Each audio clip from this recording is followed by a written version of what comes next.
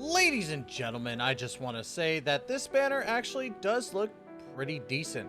And I'm not talking about because of Escoffier, I will talk about the 4 stars that are a part of this banner. At least 2 of them, because for me, at least one of them I can get copies of if I decide to summon on this, and one of them is actually pretty decent when it comes to shielding.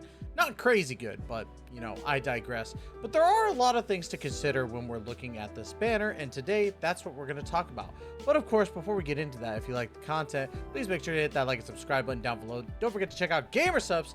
Use code TYSTRA for 10% off. Got a little bit of sparkling water today, so I'm pretty happy about that. But Gamersubs has these fantastic cups. Love them to death, and I'm feeling a little spicy today. So let's go ahead and dive right into the good stuff. But we're going to talk about first the 4 stars. Now, let's talk about Auroron. Now, Auroron, I'm not like super fancy about. The only thing is I need more copies of personally, so that's really all I could say about him. He seems okay. He doesn't seem like he's insanely good. I don't use him outside of just getting his friendship levels up. I said friendship. But let's go ahead and talk about it really quick. We got the Knight's Sling. Auroron manifests a ancient mythical technique from the Masters of the Nightwind as a spirit orb of midnight shade and throws it at his foe, dealing Night Soul aligned electro damage. When other opponents are nearby, the spirit orb will bounce between them, dealing Night Soul aligned electro damage. Each time Knight's Sling is used, each opponent can only be selected as the target once. After 3 bounces, if there is no eligible targets left, the orb disappears. So it does a little bit of damage and inflicts a little bit of electro on them. So it's good to have them on like a team where it'll actually work out really, really well.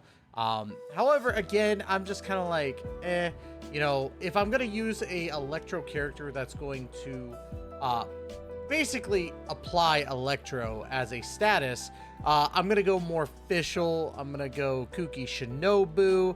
There's plenty of others too. Let me go ahead and like pull those up really quick. I can literally pull up the list of characters. By the way, big shout out to Honey Hunter World. I use them a lot when it comes to the Genshin stuff. But yeah, I'd use someone like Fischl, Raiden Shogun, Yaimiko, Kooky Shinobu. Let's see, who else do we got? Eonsa just came out. Varissa's still pretty good too. But yeah, if I look at Auroron, I'm not really using him for that in particular. He also has his burst right here, which is the Dark Voices Echo. Auroron works on Ancient Ritual, dealing Night Soul aligned AoE electro damage, summoning forth the Supersonic Oculus, continuously taunts nearby opponents and attracts attacks from them, and continuously rotates and fires off sonic waves that deal Night Soul aligned electro damage. And it doesn't last too long on the field from what I've seen, so it's not too bad. It's okay at best. For me, it's going to be good because of the fact that I need more copies of them if I am going to summon on Escoffier. I haven't decided yet, but for those around, if you haven't pulled official or anything like that, I'd say he's good. But honestly, like with Raiden Shogun being in the next set of banners, there would be no point in you summoning for Auroron, in my personal opinion. So he's gonna get a thumbs down. That's all I gotta say about that. I know that the Auroron fans are gonna be mad at me. I apologize. I'm sorry, but it makes no sense if you're looking at it from the perspective of applying Electro to summon for him instead of Raiden Shogun, right? Plus, Raiden is still technically like top tier. I mean, Raiden her for days, right? Speaking of Raiden, look at Layla. Yeah, that doesn't make any sense with that transition, but hey, you know, we do what we gotta do. Layla is a decent shielder, like, and her ability to really like apply the cryo status does seem to be a possibly good thing for future teams. Now, spoiler alert, Escoffier is dealing with mainly cryo and hydro characters on her team, so having Layla by her side is a plus. However, I don't know if that's going to be truly the case depending on who's coming up next for the banners. We don't know who's coming yet. We haven't gotten any of the teased drip marketing yet for her. But if it is going to be a hydro character, it would make sense to have Layla on your side with Escoffier. Now, Layla's Knights of Formal Focus Night Stars and Shooting Stars basically is just what you're going to be going for. The Curtain of Slumber damage absorption is based on Layla's max HP and absorbs cryo damage and 250% effectiveness. When the shield is deployed, Layla will have cryo applied to her briefly. So not only will the shield absorb cryo, but it'll apply cryo to her afterwards. Then you got the Dream of Star Stream Shaker, unleashes a celestial dream sphere that constantly fires starlight slugs at opponents within its AoE, dealing cryo damage. When the starlight slug hits, excuse me, it's a little bit late in the evening and Gotcha Grandpa's a little tired.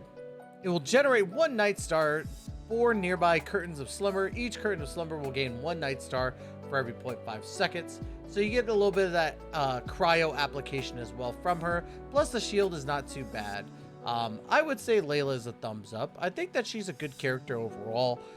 She doesn't get a lot of playability, but again, that comes with cryo being one of the worst elements in the game. So it's a little bit tougher to really warrant summoning for her. But that being said, with at least Escoffier being that new cryo support that everyone's needing, possibly, it seems like it might be a good idea. Now, we got our first new character of this video, and that's Aoife. And honestly, like, I'll be real with y'all, I'm not super excited for Aoife or Escoffier. I think Aoife's kind of overhyped. That's just my personal opinion on him. Doesn't mean that you shouldn't be hyped for him if you are. I'm just saying that's just me, right? But he is a animo healer from what it looks like. So let's go ahead and talk about it. We got airborne disease prevention. After using the skill, Aoife gains 80 Night Soul points and enters the whatever thing that is, Night Soul's Blessing state. In the Night Soul's Blessing state, Aoife will hover over Kakuku's help. When he uses normal attacks in the state, he will use different kinds of blank support fire depending on whether you tap or hold, firing tonic shots that are capable of healing all party members. Additionally, holding the elemental skill Airborne Disease Prevention while Aoife is in the Night Soul's Blessing will cause him to use Night Soul aligned plunging attack. Letting go of the skill button will interrupt this plunging attack to maintain its hover. If Aoife lands due to the plunging attack, his Night Soul's Blessing state will end. So, not bad. I want to see what his healing is like. The tonic shot healing from level 1, it's at a 48.15 or 20.16%. Or 20.16% of his elemental mastery plus 48.15, all the way up to, I would say around, like, you want to go for a level 7 or 8, so we'll go 8 just to say so. 32.26% of his elemental mastery plus 90.28. So he's going to be a heavy elemental mastery build, which I think is kind of harder to do just because, like, elemental mastery sometimes doesn't want to pop up. So if you're wanting to run triple elemental mastery or double elemental mastery and then healing bonus at the end, I don't know which one's going to be better, but I would probably go with, it's tough, I'd probably say healing bonus at the end. And the only reason why I want to say that is because of the fact that while elemental mastery is flat, healing bonus is a percentage, and who knows, maybe the percentage of how much elemental mastery that you have or the healing that you're getting off of there might be a little bit better than the elemental mastery. I don't know. I would have to test that personally, but we'll see when that comes to fruition if I get Aoife. Then of course you got the compound sedative field, fires a therapeutic sedative at the temporarily aggressive opponent. Wow, these are weirded so weirdly. The sedative will explode on impact, creating a restraining wind current that pulls nearby objects and opponents in while dealing Night Soul aligned damage, AoE, animo damage. When the therapeutic sedative hits an opponent affected by hydro, pyro, cryo, or electro, it'll apply a sedation mark to them. Ooh, sedation mark. And of course it does sedation mark damage, so depending on what level you get them at, you could go up to 258% extra damage. That's insane. So yeah, I mean, he's pretty cool. I think that he's a decent animo 4-star to play around with. Probably kind of like a counteraction to Chaska a little bit, but more on the healing side instead of a DPS. So I'd say thumbs up. I think he could be pretty cool. I think that overall his kit seems to be a very decent healer. But I would have to test that out, especially the difference between elemental mastery versus the healing bonus, right? So I give him a thumbs up. 2 4-star thumbs up. Way to go. Navia. I have a lot of experience with Navia. Navia is pretty good overall. Geo DPS, able to basically take or secure slugs into your thing, into your holster or whatever, umbrella gun, basically, umbrella shotgun.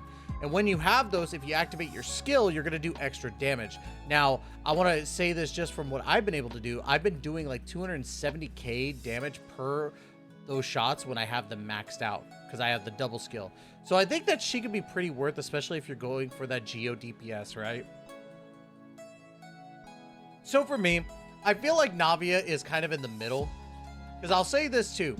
Geo damage in general is okay, but Geo, in my opinion, is still down there with Cryo as the worst element. I wouldn't say that it is the worst element in particular, but while Geo has a lot of defensive strategies to it, Cryo has a lot of application to it.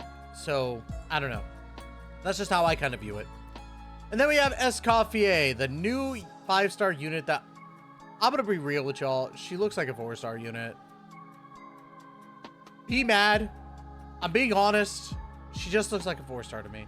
Honestly, the roles should have been reversed. Escoffier should have been a 4-star, and Eva should have been a 5-star, just based on looks. But let's take a look at her kit, right?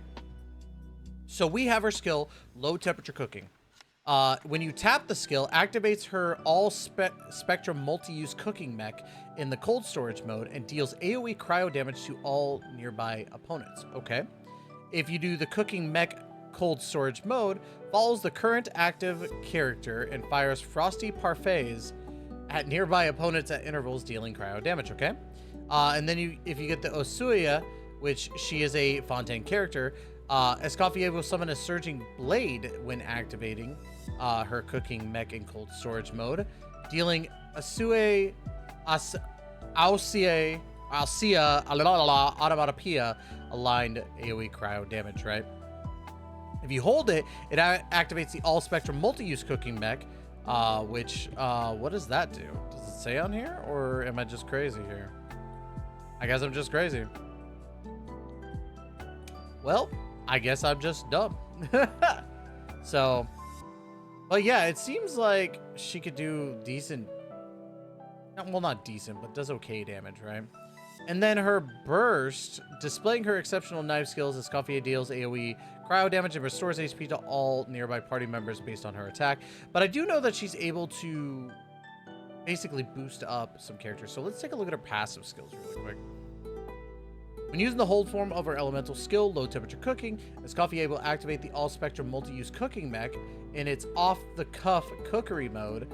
And when it's in that, places the cooking mech on the field. The cooking mech can absorb elemental attacks, and when the absorbed elemental energy hits a certain limit, Escoffier can convert the ingredients placed within it into a wonderful food, which is pretty cool. I think that that's going to be one of the fun things. And as much as I hate to say it, this is the one thing that's kind of having me gravitate towards pulling her. Just because, again, you could get food. You could get, from what I understand, any type of food from there. But I could be wrong. Let me know in the comments down below if you know. Then, of course, we have the better to salivate than medicate, which is her first passive, her actual passive. After using the elemental burst, scoring cuts, Escoffier will obtain the rehab diet effect for 9 seconds, restores HP to nearby active characters every 1 second based on 138.24% of Escoffier's attack. So she is going to be an attack scaler when it comes to her healing. So be careful with that information, right? Because at the end of the day, like when you're scaling off attack to do healing, it's a little bit wonky, right? And then, of course, her second passive, when there is 1, 2, 3, or 4 Hydro or Cryo characters in the party, Escoffier will decrease the Hydro resistance and Cryo resistance of any opponent's hit by her elemental skill, or her elemental burst by 5, 10, 15, 55%. See that jump right there? From 15% of having 3 to 55. So what this also tells me is that it doesn't have to be split between 2 and 2. You could have 3 cryo, 1 hydro, 3 hydro, 1 cryo, stuff like that. So I think that's pretty dang good, actually, now that I look at it. Damn. 55%? Like, Frozen teams are gonna, like, eat with this. So, like, you could put her, like, I would say, current cryo damagers, right? You could technically do, like, I guess, because she's a healer too, you don't need to worry about healing. You could maybe do what? Main DPS Ayaka, Shinhua to get, I almost said Shinya. What's up, Shinya? Shinhua to get the attack bonuses, and I think cryo resistance debuff to help you out right there. You have Escoffier giving you that 55% buff, and then the Hydro character. Who would a Hydro character be for her?